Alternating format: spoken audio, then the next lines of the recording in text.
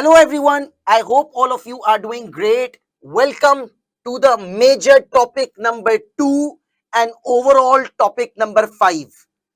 We are done with the first topic called ethics and acceptance. Second topic corporate governance हमने किया.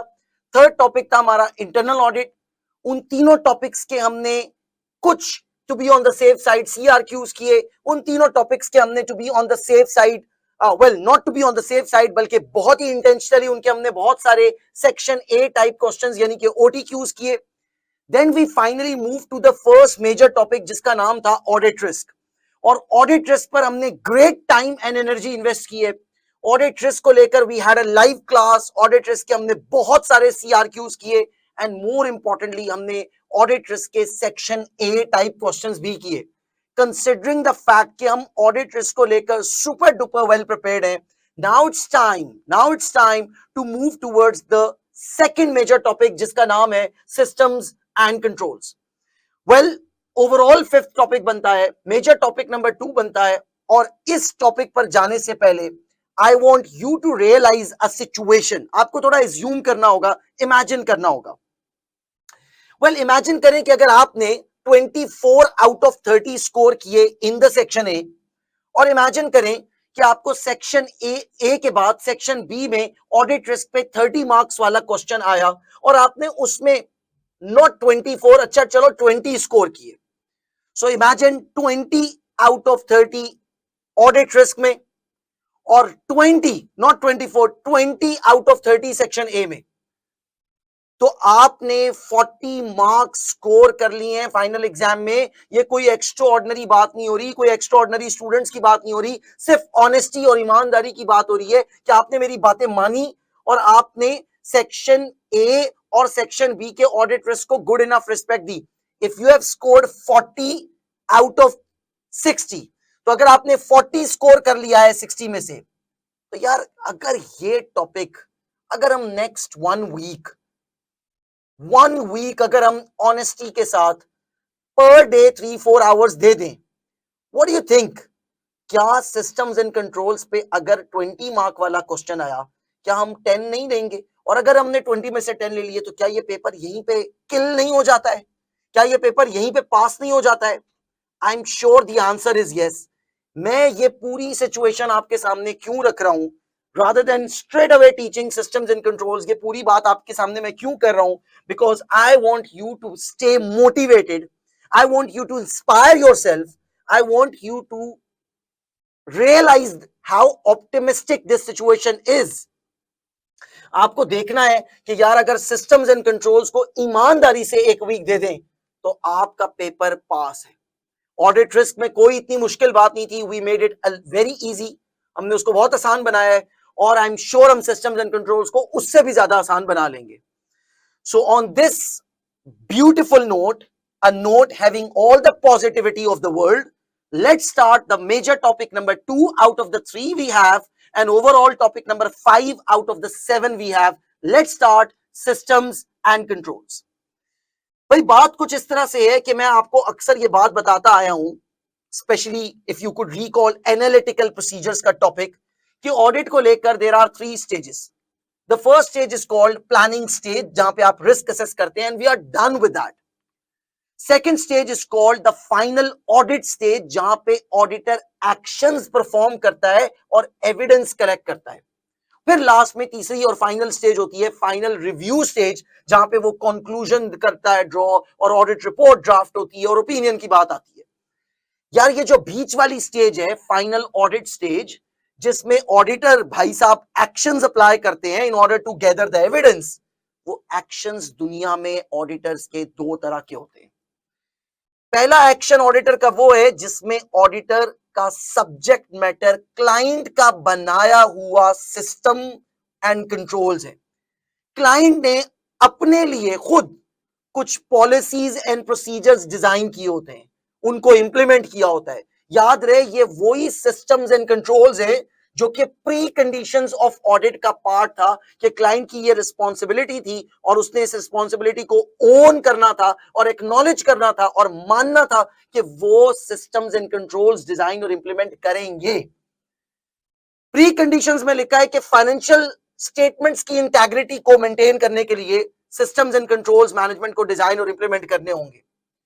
तो भाई बात कुछ इस तरह से है कि पहला ऑडिटर का जो दुनिया में एक्शन है वो कहलाता है test of control. Test of control का मतलब है एज एन ऑडिटर मैं इवैल्यूएट करना चाहता हूं, टेस्ट करना चाहता हूं कि कंट्रोल सिस्टम्स, जो कंट्रोल सिस्टम्स हैं क्लाइंट के बनाए हुए, वो क्या इफेक्टिवली ऑपरेट हो रहे हैं, यस और नो। और इससे नेक्स्ट टॉपिक पे जब हम जाएंगे, which is going to be the second last topic of the syllabus, वो भी ऑडिटर के एक्शन के बारे में है। सो the topic number 5 systems and controls and topic number 6 दोनों फाइनल ऑडिट स्टेज है जहां पे ऑडिटर ने एक्शन अप्लाई करना है। पहले में ऑडिटर का सब्जेक्ट मैटर क्लाइंट के सिस्टम्स है और जो नेक्स्ट टॉपिक होगा उसमें ऑडिटर का जो सब्जेक्ट मैटर है वो क्लाइंट की बनाई हुई फाइनेंशियल स्टेटमेंट्स है। तो मैं एज एन ऑडिटर क्लाइंट के पहले सिस्टम्स को टेस्ट करता हूं, उसके अकॉर्डिंगली मैं क्लाइंट की बनाई हुई प्रिपेयर की हुई फाइनेंशियल स्टेटमेंट्स को टेस्ट करता हूं।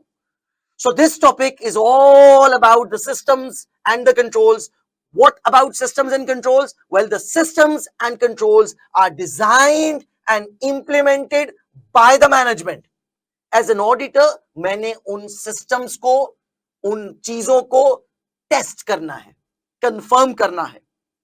इस चैप्टर में मुझे और आपको क्या पढ़ना है, क्या सीखना है? First of all, this chapter is not loaded with bookish knowledge, not loaded. That is why जब सिस्टम्स एंड कंट्रोल्स का CRQ आता है तो मेजॉरिटी ओकेजन्स में उस CRQ के साथ इंटरनल ऑडिट का कुछ पार्ट टेस्ट हो जाता है। मेजॉरिटी ओकेजन्स में सिस्टम्स एंड कंट्रोल्स के CRQ के साथ कोई सब्सटेंटिव प्रोसीजर टेस्ट हो जाते हैं। कुछ और टेस्ट ज्यादातर होता है बुकिश नॉलेज, क्योंकि इस चैप्टर में बहुत ज्यादा नहीं है। बट मैंने ये नहीं कहा कि बुकिश नॉलेज नहीं है, बुकिश नॉलेज है बट रिलेटिवली कम है। If you are going to compare the bookish knowledge of systems and controls with the audit risk, well, audit risk में systems and controls के in comparison 10 times more bookish knowledge था। Audit risk, उसके सारे components, materiality, material by nature, performance materiality, और उसके बाद analytical procedures, उसके बाद responsibilities of the auditor in relation to fraud, responsibilities of the auditor in relation to the compliance with the laws and regulations, quality management, इतना कुछ वहां पे bookish knowledge था। क्या सीखना है, क्या पढ़ना है मुझे और आपको? Well, let's divide this particular lecture and this particular chapter into 2 parts. पहले पार्ट में हम सारा नॉलेज गैदर करते हैं और जब हम सारा नॉलेज गैदर कर लेंगे तो जो एग्जाम क्वेश्चन है, जो एग्जाम रिक्वायरमेंट्स हैं और जो उन एग्जाम रिक्वायरमेंट्स के अगेंस्ट एग्जामिनर की AA की मार्किंग स्कीम है और उस मार्किंग स्कीम को एस करने के लिए, अचीव करने के लिए जो टेक्निक्स हैं, that's going to be the part 2 of this lecture. So start करते हैं। पहले, सबसे पहले मैं और आप ये अंडरस्टैंड करने की कोशिश करते हैं कि इंटरनल कंट्रोल सिस्टम्स होते क्या हैं। इमेजिन करें कोई भी ऑर्गेनाइजेशन अपने और मेरे इर्द गिर्द। So for example let's talk about Lucky Cements. तो लकी सीमेंट्स के लिए उनके इंटरनल कंट्रोल सिस्टम क्या होगा? Is it going to be a tangible system? Not really. Internal control systems का मतलब है पॉलिसीज एंड प्रोसीजर्स। ये पॉलिसीज एंड प्रोसीजर्स कौन डिजाइन करेगा?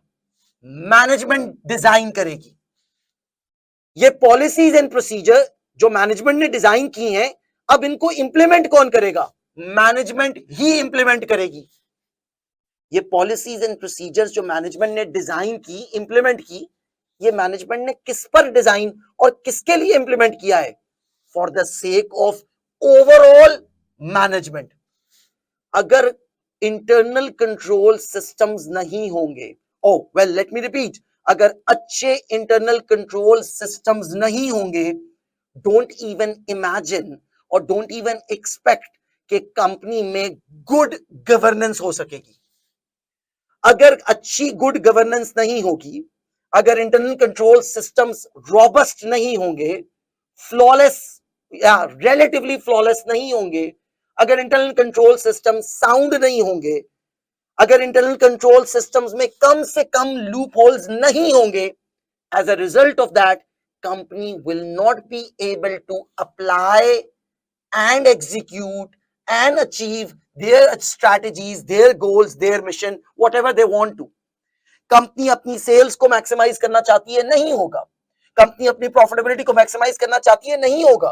कंपनी एसेट्स की अच्छी यूटिलाइजेशन करना चाहती है, नहीं होगा. कंपनी अपने कस्टमर्स को हैप्पी रखना चाहती है, नहीं होगा. कंपनी अपने सप्लायर्स के साथ अच्छे रिलेशंस चाहती है, नहीं होगा. कंपनी चाहती है कि कैश चोरी ना हो, नहीं होगा. चोरी हो जाएगा अगर आपकी कंपनी में अच्छा इंटरनल कंट्रोल सिस्टम ना हुआ. ये इंटरनल कंट्रोल सिस्टम अभी तक मुझे ये समझ आया कि ये कोई फिजिकल सिस्टम नहीं है. ये रूल्स एंड रेगुलेशंस हैं, पॉलिसीज हैं. इसमें शायद कोई फिजिकल चीज की भी इन्वॉल्वमेंट हो, जैसे कि सीसीटीवी कैमरा की इन्वॉल्वमेंट हो सकती है. इसमें टैंजिबल ह्यूमन बीइंग की सिक्योरिटी गार्ड की इन्वॉल्वमेंट हो सकती है. इसमें किसी इनटैंजिबल सॉफ्टवेयर की, पासवर्ड की, इंटरफेस की, वेबसाइट की इन्वॉल्वमेंट हो सकती है. बट ओवरऑल ये डूज एंड डोंट्स हैं. ये करना, ये नहीं करना, ये अलाउड है, ये नहीं अलाउड. एक अच्छा इंटरनल कंट्रोल सिस्टम, चाहे वो मोबिलिंग का हो, चाहे लकी सीमेंट्स का हो, उसका मतलब क्या है? उसका मतलब ये है कि अच्छे इंटरनल कंट्रोल सिस्टम के अंदर ये 5 चीजें होती हैं. और जब ये 5 चीजें मिक्स होती हैं, ये 5 चीजें जब अमेलगमेट होती हैं, तो एक अच्छा सॉलिड इंटरनल कंट्रोल सिस्टम बनता है. व्हेन आई से अच्छा सॉलिड इंटरनल कंट्रोल सिस्टम बनता है, इट मींस कि उसमें फ्लॉज के चांसेस कम है, उसमें फ्रॉड के चांसेस कम है, उसमें एरर के होने के चांसेस कम है. हो गया तो डिटेक्ट हो जाएगा. एक अच्छा इंटरनल कंट्रोल सिस्टम बनाने के लिए जो top of the line ingredient है, उसका नाम है control environment. Now what do I mean by control environment? It's an environment within the organisation जो कि कंट्रोल्ड है. यार मुझे ये बताएं, किसी भी ऑर्गेनाइजेशन का जो ओवरऑल एनवायरनमेंट है, वो कौन डिक्टेट करेगा?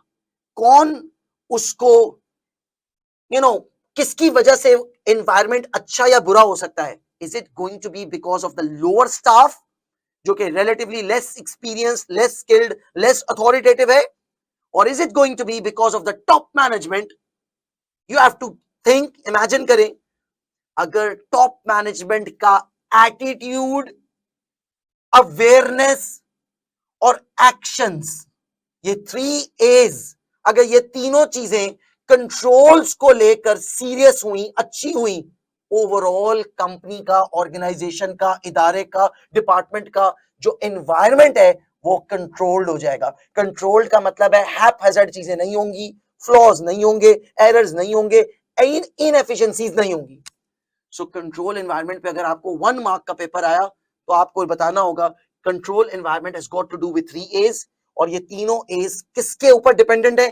टॉप मैनेजमेंट के ऊपर.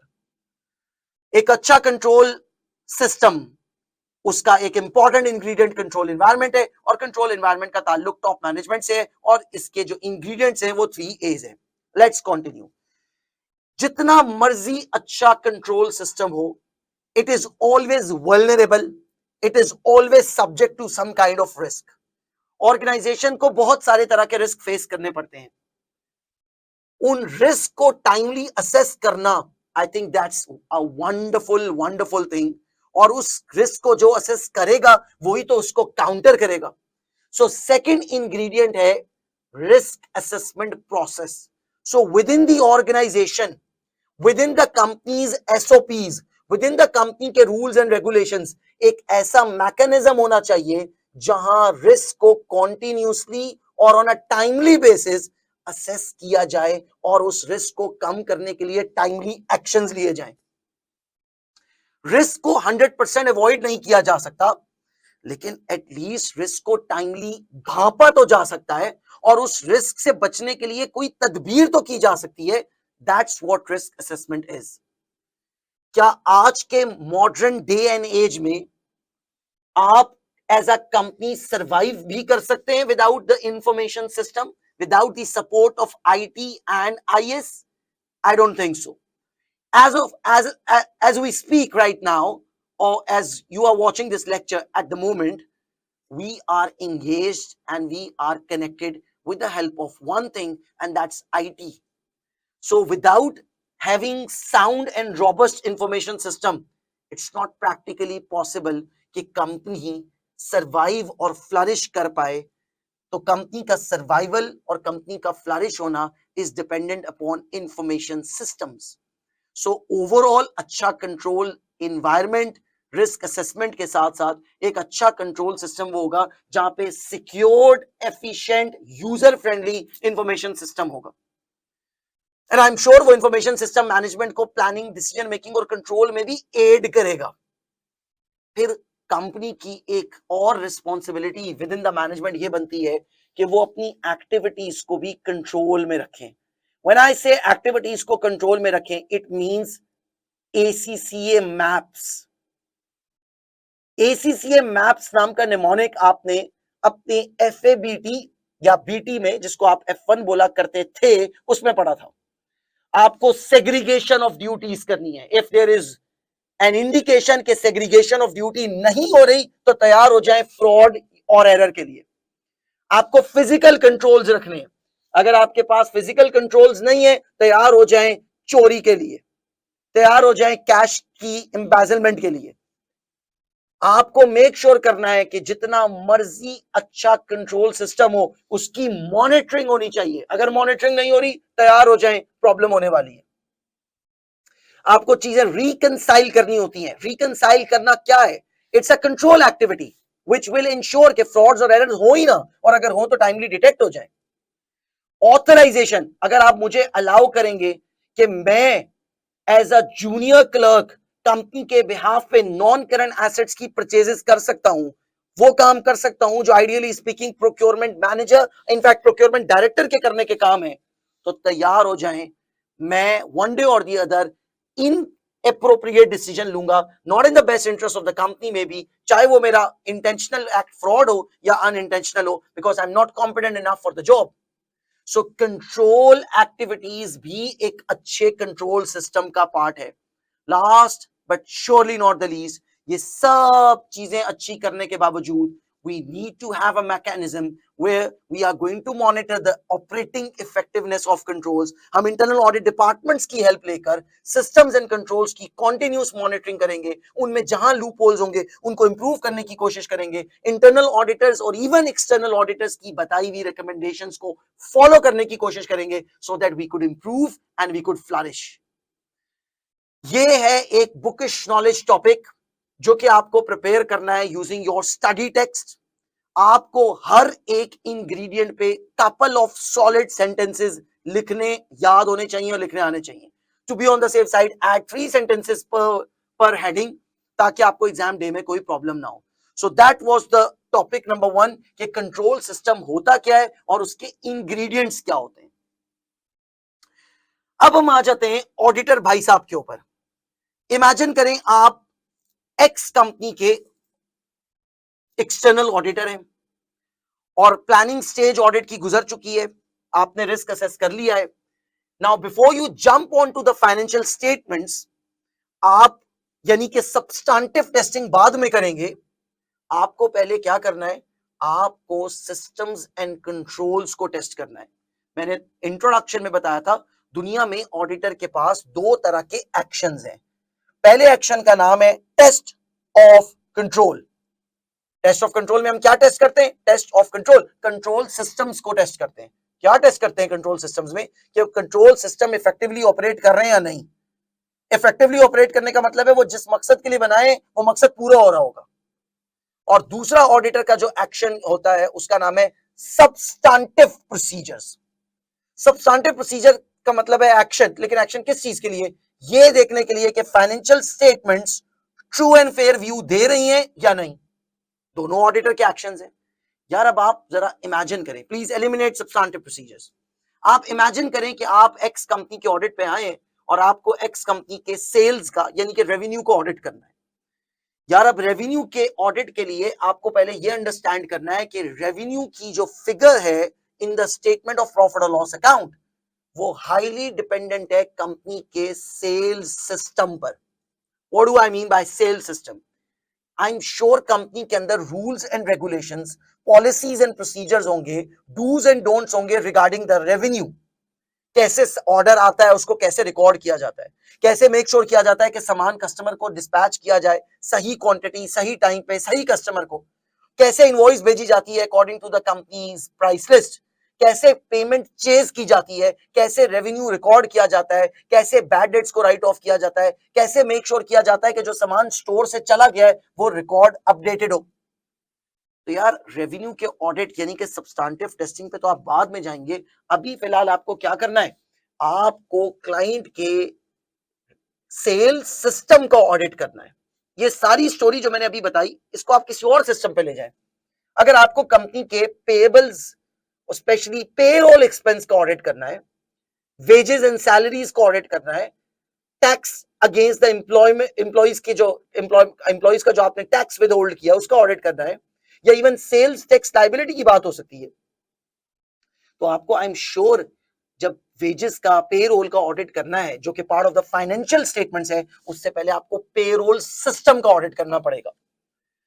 यार अगर आपको रेवेन्यू का ऑडिट करना था तो उसके लिए आपको सेल्स सिस्टम को समझना है और सेल्स सिस्टम पर टेस्टिंग करनी है, बट द क्वेश्चन इज क्या आप हर साल from the scratch sales system को शुरू करेंगे? Not really. As an auditor I would like कि मैं एक दफा पूरे क्लाइंट का सेल्स सिस्टम अपने पास समहाउ और द अदर डॉक्यूमेंट करूं। जब तक पूरा सेल सिस्टम मेरे पास डॉक्यूमेंट नहीं होगा, मुझे समझ जब तक ये नहीं आएगा कि आफ्टर ऑल क्लाइंट का सिस्टम ऑपरेट कैसे करता है, आप कल को उस सिस्टम को टेस्ट नहीं कर पाएंगे और आप उसमें से लूप होल्स भी नहीं निकाल पाएंगे। So the topic number 2 is as an auditor we need to document the client system, whether it's the sale system और द पेरोल सिस्टम, जो भी हो। Now how are we going to document? Document करने का मतलब है मुझे वो जो रूल्स एंड रेगुलेशंस है उनको पेपर पे लाना है ताकि मैं अपने किसी जूनियर को भी समझा सकूं, ताकि नेक्स्ट ईयर जब मैं आऊं तो मुझे स्क्रैच से काम शुरू ना करना पड़े। वो कहता है the auditor must document the client system.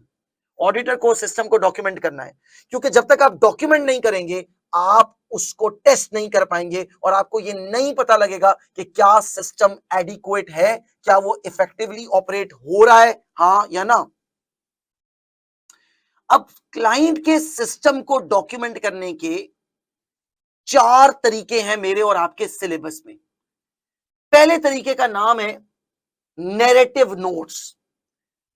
Narrative note का मतलब है कि पूरा का पूरा सेल्स सिस्टम जो भी है कंपनी का या पेरोल सिस्टम, उसको सेंटेंसेस में कहानी की शक्ल में अपने पास पेन डाउन कर लो। A written description of the system. क्या नैरेटिव नोट का इटसेल्फ कोई एडवांटेज है? Yes, it's very easy to understand because everything will be covered. Disadvantage है, हाँ इसका डिसएडवांटेज भी है, क्या पता टू लेंथी हो जाए। तो नैरेटिव नोट की डेफिनेशन बुक से आज टाइप करो, प्रिपेयर करो, याद करो। नैरेटिव नोट का एडवांटेज 2 और डिसएडवांटेज 2, वो भी टाइप करें, प्रिपेयर करें, याद करें। सेकंड तरीका क्लाइंट के सिस्टम को डॉक्यूमेंट करने का शॉर्टकट है as compare to narrative note, and it's called flow charts. So flow chart is going to be a diagrammatic representation. It's more easy to understand क्योंकि डायग्रामेटिक है, simple है। लेकिन अगर कहीं कोई चेंज लाना हुआ, so may be you have to delete the entire diagram and you have to come up with a new diagram from the scratch. तो फ्लो चार्ट क्या है? It's a diagrammatic representation. इसकी भी बुक से जाके definition याद करें और couple of advantages and couple of disadvantages prepare करें। थर्ड एंड द फाइनल तरीका इज कि आप क्वेश्चंस पूछते हैं, एंड इट्स कॉल्ड क्वेश्चनियर्स। और क्वेश्चंस के आंसर्स की शक्ल में आप क्लाइंट के सिस्टम को डॉक्यूमेंट करते हैं। मैंने बोला 4 तरीके, वैसे देखा जाए तो 3 तरीके हैं, मगर एक्चुअली ये क्वेश्चनियर्स की फर्दर 2 टाइप्स हैं। पहले तरीके का नाम है ICQ, इंटरनल कंट्रोल क्वेश्चनियर्स। मैं about the sale system management को एक रेडीमेड लिस्ट ऑफ क्वेश्चंस दूंगा। मैं कहूंगा ये जो कंट्रोल तुम्हारे पास इन प्लेस है उसको टिक कर दो, और जो कंट्रोल तुमने इनमें से अप्लाई नहीं किया हुआ उसको क्रॉस कर दो। इसका मतलब है I as an auditor would give the management a readymade list. एक बनी बनाई लिस्ट रिगार्डिंग द कंट्रोल्स कि यार ये कंट्रोल्स टिपिकली होते हैं सेल सिस्टम में, इनके पास जो है यस कर दे, जो इनके पास नहीं उसको नो कर दे। इसका एडवांटेज, इसकी डेफिनेशन याद करनी पड़ेगी आपको। इसका एडवांटेज ये बहुत क्विक है, अगर इसका डिसएडवांटेज ये, व्हाट इफ कोई ऐसा कंट्रोल जो मेरी लिस्ट में अवेलेबल नहीं था वो अंडर कंसिडरेशन आने से रह जाएगा, क्योंकि क्लाइंट का काम तो सिर्फ यस और नो करना था। इसका एक और डिसएडवांटेज भी है, बहुत फ्रीक्वेंटली एग्जाम में आता है ये, और इसका एक डिसएडवांटेज ये भी है, व्हाट इफ एक पर्टिकुलर कंट्रोल क्लाइंट ने हाफ हार्टेडली अप्लाई किया था और उस कंट्रोल को मैनेजमेंट मे बी यस कर देगी। So this is about internal control. Questionnaires. Let's talk about the second and the last thing, which is called internal control evaluation questionnaires. फर्क है थोड़ा सा नाम में। इवैल्यूएशन पे फोकस करें। मैं क्लाइंट से ये कहूंगा कि भाई सामान का वेयर हाउस से चोरी होने का रिस्क है, इन्वेंट्री सिस्टम की बात कर रहा हूं। वो कहेंगे हाँ जी बिल्कुल सामान के चोरी होने का रिस्क है। मैं कहूंगा अगर सामान चोरी होता है, आपको आई एम श्योर पता है कि ईयर एंड पे इन्वेंट्री उसकी वजह से ओवरस्टेट हो जाती है, ऑडिट रिस्क में ले गया मैं आपको। वो कहेंगे हाँ बिल्कुल हमें समझ है। मैं कहूंगा सामान के चोरी होने को बचाना चाहते हैं आप? वो कहेंगे जी बिल्कुल बचाना चाहते हैं। मैं कहूंगा उसको बचाने के लिए आई एम श्योर आपने कुछ ना कुछ रूल्स एंड रेगुलेशंस बनाए होंगे, कोई ना कोई पॉलिसीज एंड प्रोसीजर्स होंगे, कोई ना कोई डूज एंड डोंट्स होंगे। वो कहेंगे जी बिल्कुल है। मैं कहूंगा इन्वेंट्री को वेयर हाउस से चोरी होने से बचाना एक इंपॉर्टेंट ऑब्जेक्टिव है जो कि आपका है। वो कहेंगे जी है। उस ऑब्जेक्टिव को अचीव करने और उस रिस्क को अवॉइड करने के लिए आपने जो कंट्रोल्स लगाए हैं, प्लीज मेरे साथ वो कंट्रोल्स शेयर कर दें। तो मैंने कोई रेडीमेड लिस्ट प्रोवाइड नहीं की कंट्रोल्स की, रादर मैंने कहा जो कुछ है मेरे साथ शेयर कर दें। और ये क्या कहलाता है, द क्लाइंट इज आस्क्ड, मैं उनसे रिक्वेस्ट करूंगा कि मुझे हर वो कंट्रोल डिस्क्राइब कर दे, बता दें जो कि आपके पास इन प्लेस है। क्यों इन प्लेस है? क्योंकि आपने किसी ऑब्जेक्टिव को क्या करना था, अचीव। जैसे कि आपका ऑब्जेक्टिव क्या था, सामान चोरी ना हो। तो आपको हर एक की डेफिनेशन बुक से याद करनी है, आपको हर एक का कपल ऑफ एडवांटेजेस और डिसएडवांटेजेस याद करने हैं। और ये है आपका इस चैप्टर का सेकंड टॉपिक एंड डेफिनेटली एक bookish knowledge topic. By the way ये नैरेटिव नोट्स, फ्लो चार्ट्स, ये सब कुछ बहुत फ्रीक्वेंटली एग्जाम में आता है as a bookish knowledge. Now what about double A application side? मेरे और आपके सिलेबस में there are 6 internal control systems and trust me, अगर आपने एक इंटरनल कंट्रोल सिस्टम ट्यूटर से ईमानदारी से पढ़ा और समझा और ट्यूटर की सारी बातें मानी related to the practice platform, related to the practice of the questions, related to the typing, आपके लिए बाकी 5 सिस्टम्स का डिफिकल्टी जो लेवल है वो अचानक 10 आउट ऑफ 10 से 5 आउट ऑफ 10, 4, 3, 2 आउट ऑफ 10 पे आ जाएगा, बतदरीज कम होता जाएगा, यानी कि चीजें डे बाय डे आसान होती जाएंगी। So if we are going to invest 7 hours on systems, 7 days on internal control systems, पहला दिन mighty difficult है, दूसरा दिन भी mighty difficult है, but तीसरा दिन आसान, चौथा दिन और आसान, and the 5th, 6th, 7th or maybe 8th day would become relatively बहुत आसान हो जाएगा, walk in the park हो जाएगा। 6 सिस्टम्स कौन कौन से हैं मेरे और आपके सिलेबस में? सबसे बेसिक दुनिया का पहला सिस्टम, सबसे पहले पढ़ना और समझना भी इसी को चाहिए, सेल सिस्टम। हम पहला CRQ पास पेपर का क्वेश्चन जो करेंगे वो भी सेल सिस्टम का करेंगे। In fact the name of that question would be Amber Jack. तो आप ये चैप्टर का लेक्चर कंप्लीट अटेंड करने के बाद before moving on to the pass paper question, आप एम्बर जैक नाम का सेल सिस्टम का क्वेश्चन खुद पढ़ना और समझने की कोशिश करना। सेल सिस्टम के बाद उसके opposite purchase system, payroll system जिसका बार बार जिक्र कर रहा था, inventory system, bank and cash system, और बहुत कम एग्जामिन होता है, हार्डली 1 या 2 पास पेपर में जिक्र है, and it's called the non current asset system. याद रखें, दुनिया में जिस कंपनी ने भी आज तक अपना सेल सिस्टम बनाया है, उसके सेल सिस्टम के बनाने के पीछे कुछ मकसद है। एग्जामिनर आपसे बुकिश नॉलेज क्वेश्चन पूछेगा, बुकिश नॉलेज कि सेल्स सिस्टम तुमने क्यों बनाया या क्या ऑब्जेक्टिव्स हैं सेल्स सिस्टम के, किसी भी कंपनी के सेल्स सिस्टम के पीछे क्या रीजन है।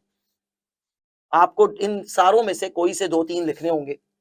फॉर एग्जाम्पल, मेरी कंपनी के सेल्स सिस्टम का ऑब्जेक्टिव है कि मैं चाहता हूं कि मैं सिर्फ उन कस्टमर को सप्लाई करूं सामान जो मुझे फुल और प्रॉम्प्टली पे करेंगे। मैं चाहता हूं कि जब मेरे पास कस्टमर ABCDEFG से ऑर्डर आए तो कोई ऑर्डर प्रोसेस और रिकॉर्ड होने से मिस ना हो, सब रिकॉर्ड होना चाहिए। All order should be processed. और जब मैं चाहता हूं कि मैं सामान डिस्पैच करूं तो अगर 3 दिन में डिस्पैच होने का प्रॉमिस या पॉलिसी है तो 3 दिन में हो, अगर 4 दिन की है तो 5 दिन नहीं होने चाहिए। और ऐसा भी नहीं होने चाहिए कि ए का सामान बी को और बी का ए को सामान डिलीवर कर दिया। सो ऑर्डर्स डिस्पैच होने चाहिए, ऑर्डर्स आर डिस्पैच प्रॉम्प्टली, जो भी पॉलिसी है। और क्या होने चाहिए, करेक्ट कस्टमर को।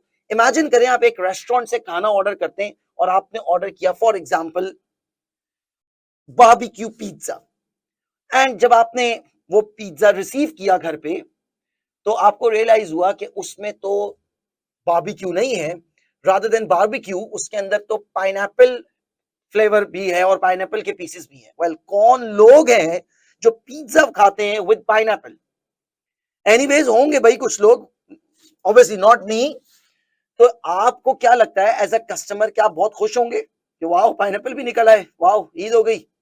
Not really. तो यार बात यह है कि अगर आप इनकरेक्ट क्वांटिटी या इनकरेक्ट क्वालिटी, इनकरेक्ट चीज कस्टमर को हैंड ओवर करेंगे, the customer would hate it और कस्टमर बहुत नाराज होगा और नेक्स्ट टाइम मोस्ट लाइकली वो कस्टमर आपके पास नहीं आएगा। 1-2 दफा तो वो शायद मिस्टेक्स आपकी टॉलरेट कर भी ले, लेकिन वो 10 लोगों को और बताएगा। आपका फ्यूचर का कस्टमर लूज हो गया, फ्यूचर की सेल्स लूज हो गई और मार्केट में रेपुटेशन खराब हो गई। तो ये सब वो बातें हैं जिनको कंपनी अवॉइड करना चाहती है। दैट इज व्हाई कंपनी बनाएगी सेल्स सिस्टम। हम कोशिश करेंगे कि सामान डिस्पैच होने से पहले डबल काउंट हो, डबल चेक हो। ये क्यों करेंगे, ये कंट्रोल क्यों लगाएंगे? क्योंकि मैं नहीं चाहता कि गलत क्वांटिटी गलत कस्टमर को या इधर का सामान उधर जाए। मैं चाहता हूं हर ऑर्डर डिस्पैच हो। व्हाट इफ आपने 5 ऑर्डर रिसीव किए, 4 आपने according to the policy dispatch किए, एक आप भूल गए या एक आपको बस मिस हो गया, वो 5वां कस्टमर आइंदा आपके पास नहीं आएगा। एक हफ्ते बाद वो फ्रस्ट्रेट होकर आपको ईमेल या फोन करेगा और बोलेगा यार आई वाज एक्सपेक्टिंग कि मुझे 5 वर्किंग डेज में सामान डिलीवर हो जाए, today is the 6th working day, what's going on? और ये आपके लिए bad reputation, loss of customer goodwill create करेगा। अगर आपके पास सामान जा चुका है पर आपका रिकॉर्ड कह रहा है नहीं सामान तो पड़ा हुआ है, ये भी आपके लिए प्रॉब्लम क्रिएट करेगा। तो हम चाहते हैं कि हम सारी सेल्स को रिकॉर्ड करें, हम चाहते हैं कि अपने डेटर्स को टाइमली चेज और फॉलो अप करें। So these are the objectives behind a typical sale system. With the same logic इसके ऑपोजिट क्या होगा? Objectives of the purchase system. मैं चाहता हूं मैं अप्रूव सप्लायर से ही सामान खरीदूं जिनकी रिलायबिलिटी, क्वालिटी और प्राइस सब मानी हुई है, सब ऑथेंटिक है।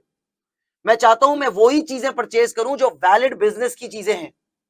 मैं अपने मैनेजर के पर्सनल घर की चीजें नहीं परचेज करवाना चाहता in the name of the company. मैं चाहता हूं कि हम वही सामान एक्सेप्ट करें जिसका हमने ऑर्डर दिया था।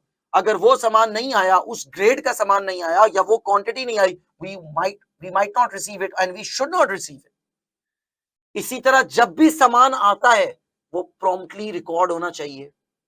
जो इनवॉइसेस आनी चाहिए हमें वो उसी क्वांटिटी और प्राइस और उसी डिस्काउंट को एडजस्ट करके होनी चाहिए जो हमारे ऊपर एप्लीकेबल है या जो हम डिजर्व करते हैं। हम चाहते हैं कि तमाम परचेजेस को और रिलेटेड पेबल्स को हम रिकॉर्ड करें। ये बिल्कुल वही बात है, ऑल सेल्स एंड डेटर्स और रिसीवेबल्स शुड बी रिकॉर्डेड। तो जिस तरह सेल सिस्टम के ऑब्जेक्टिव्स हैं, with the similar logic and very much opposite to it, आपके पास परचेज सिस्टम के ऑब्जेक्टिव है। अगर आपको ये 2 सिस्टम्स के ऑब्जेक्टिव्स क्लियर हैं, बाकी किसी भी सिस्टम के ऑब्जेक्टिव्स आप खुद अपनी कॉमन सेंस से सोच सकते हैं। अदरवाइज आपको बुक से 4-5 ऑब्जेक्टिव्स पर सिस्टम अपने बुकिश नॉलेज बेस्ड नोट्स में लेके जाना है। This is the third topic जो कि आपका बुकिश नॉलेज बनता है इस चैप्टर से। After what are the components of the internal control system and how to document the client's internal control system. जैसे फॉर एग्जांपल वन लास्ट एक और पढ़ लेते हैं पेरोल को. यार पेरोल सिस्टम का क्या ऑब्जेक्टिव होगा? मैं चाहता हूं कि एम्प्लॉइज को उसी काम की वेज मिले जो काम उन्होंने किया है.